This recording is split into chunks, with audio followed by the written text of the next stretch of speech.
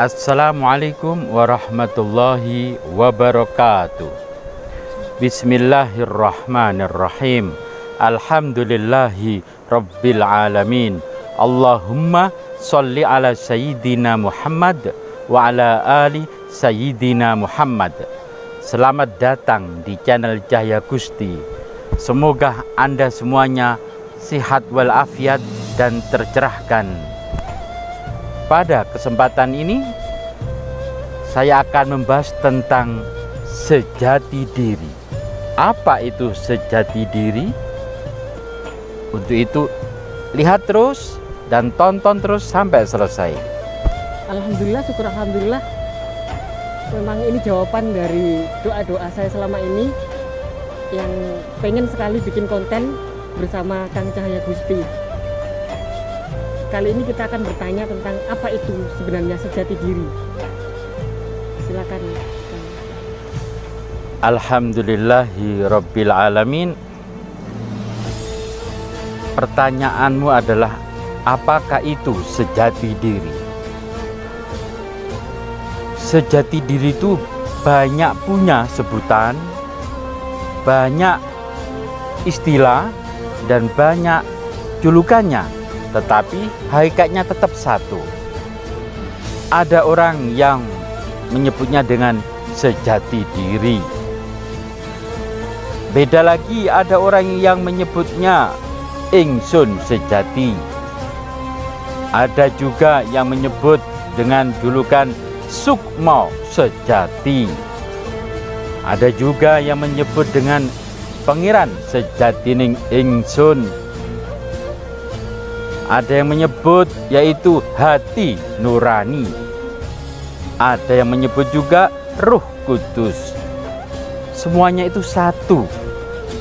Ada juga yang menyebut ini di dalam kalangan torekot atau tasawuf yaitu disebut Roh Idofi. Dan ada juga yang menyebut dengan guru sejati. Jadi semuanya sama.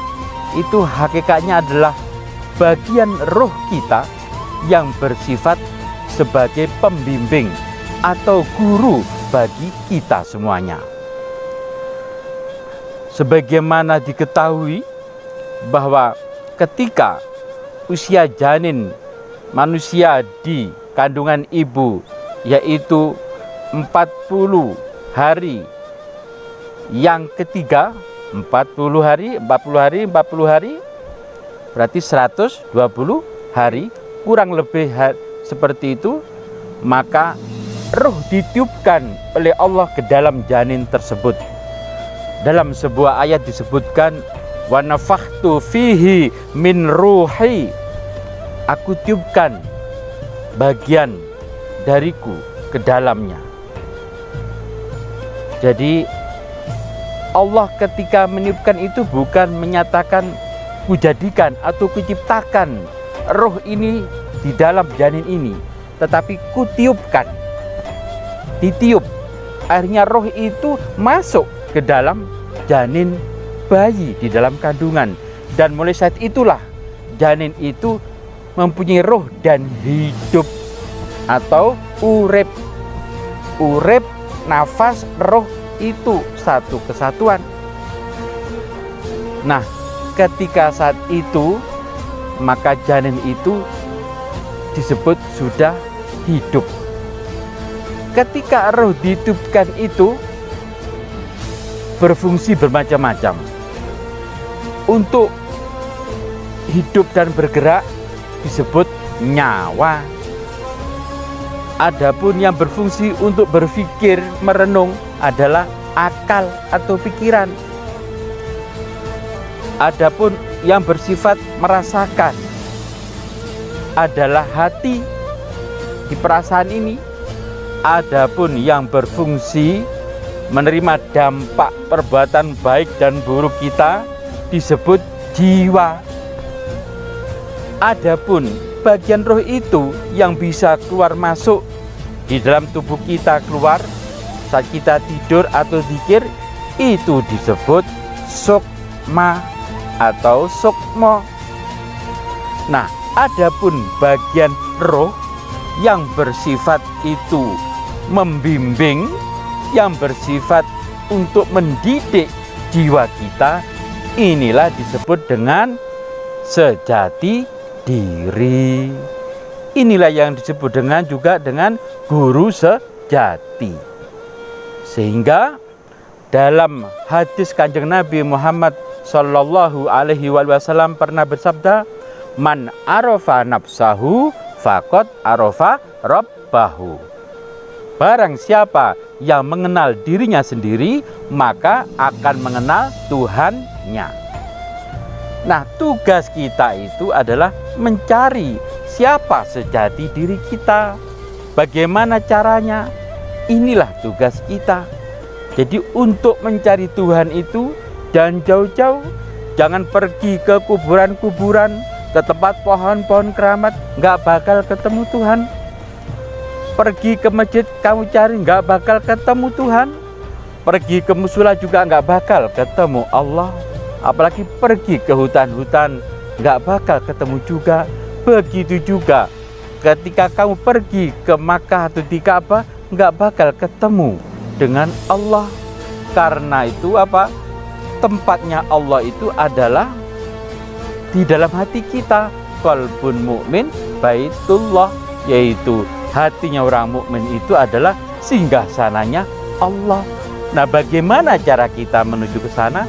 Ikuti bimbingan sejati diri kita. Itulah sejati diri. Jadi kita harus mencari itu ke dalam, bukan keluar. Kalau kita mencari keluar, nggak bakal ketemu. Yang bakal ketemuannya apa? Ketemu manusia, ketemu keris, ketemu giok, ketemu jin, ketemu setan. Tetapi ketika kamu mencari dalam diri, maka akan ketemu dengan sejati dirimu. Nah, wujud sejati diri itu seperti apa? Wujudnya seperti diri kita, ya seperti kamu, tetapi lebih ganteng dan lebih bercahaya. Setiap orang pasti punya sejati diri. Itu sudah ditiupkan oleh Allah Sang Pencipta ke dalam diri masing-masing manusia. Tinggal bagaimana menggalinya, tinggal bagaimana mencarinya. Semua agama sama mengajarkan begitu. Tinggal kita mengikuti atau tidak. Maka nama lain dari sejati diri itu adalah hati nurani. Yaitu apa? Hati yang bercahaya. Nurani itu bercahaya. Kenapa disebut hati nurani? Karena hanya orang yang hatinya sudah bercahaya, yang bening dan bersih, dia bisa ketemu dengan sejati dirinya. Mulai paham? Sudah mengerti atau tidak kamu?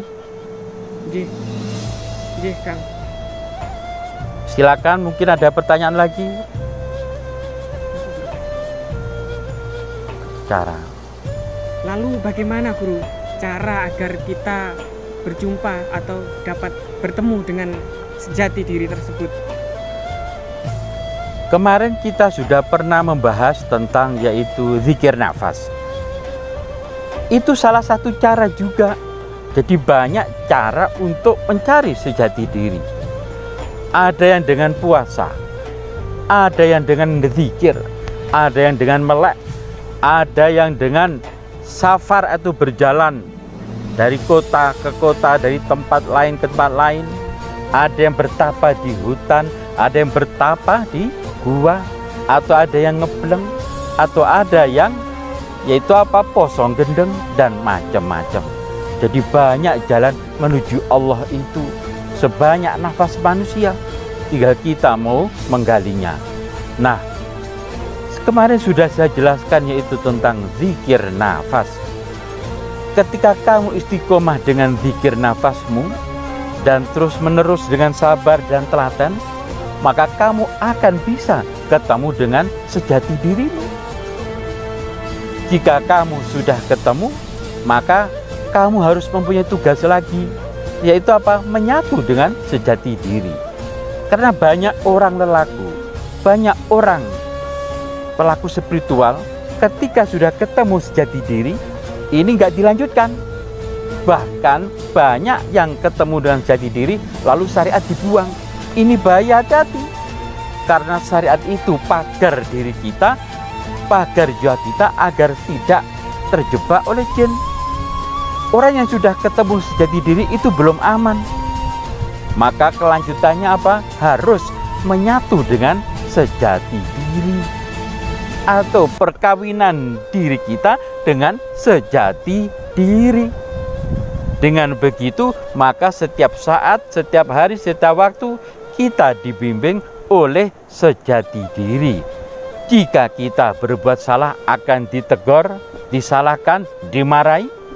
Jika kita akan berbuat nyeleweng, maka sejati diri akan memberikan warning.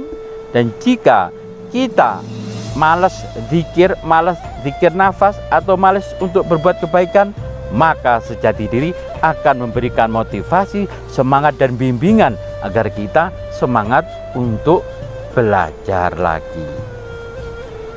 Nah, itulah sekelumit tentang yaitu siapa itu sejati diri. Demikian itu tadi